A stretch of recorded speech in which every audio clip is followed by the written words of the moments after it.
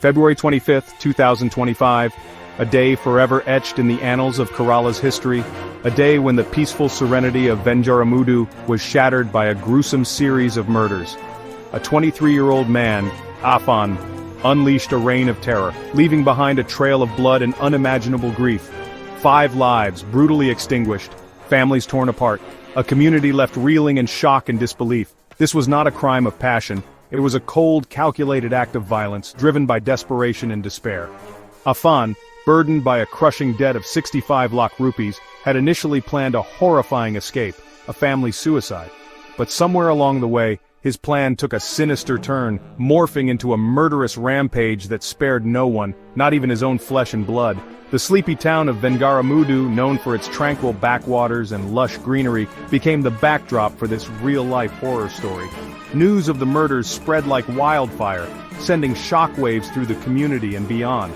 How could someone so young commit such heinous acts? What drove Afan to the brink of such unimaginable violence? The police, faced with a crime scene of unimaginable brutality, launched a full-scale investigation. The community, grappling with the magnitude of the tragedy, struggled to come to terms with the loss and the chilling realization that a monster had walked among them. Section 2. The victims bound by blood, betrayed by despair. Afan's victims were not strangers, they were his family, his girlfriend, the people closest to him, bound by ties of blood and love. His reign of terror began with 88-year-old Salma Bivi, his own grandmother.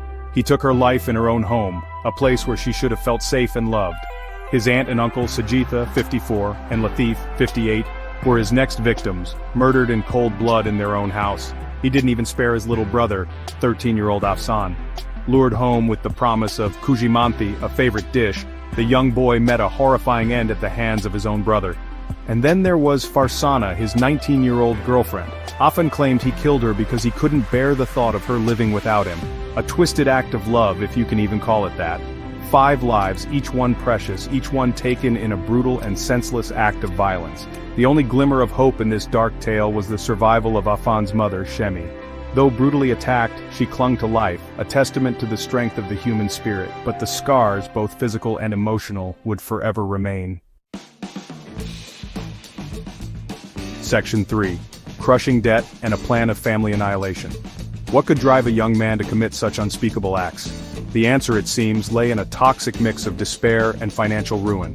Afan, unemployed and burdened by a staggering debt of 65 lakh rupees, saw no way out. He had borrowed money from 14 different creditors, the weight of their demands constantly looming over him. His family, once relatively well off, had fallen on hard times. His father, Abdul Rahim, worked in Saudi Arabia but had been unable to send money home after the pandemic. Afan, despite having no job, continued to live a lavish lifestyle, further exacerbating the family's financial woes. He borrowed more money to maintain his facade, sinking deeper into a quagmire of debt. The pressure became unbearable. Afan, consumed by the hopelessness of his situation, hatched a desperate and horrifying planned family annihilation, followed by his own suicide. He believed that by ending their lives he would be freeing them from the burden of their financial woes. Section 4. Unraveling the timeline of a tragedy. The events of that fateful day unfolded with a chilling precision that belied the chaos brewing in Afan's mind. His first victim was his grandmother. He strangled her, stole her gold chain to repay a debt of 40,000 rupees, and then moved on to his next target. His aunt and uncle were next. He bludgeoned them to death, their lifeless bodies left in a gruesome tableau. Back home, he found his mother still alive, her will to live defying his earlier attempt on her life.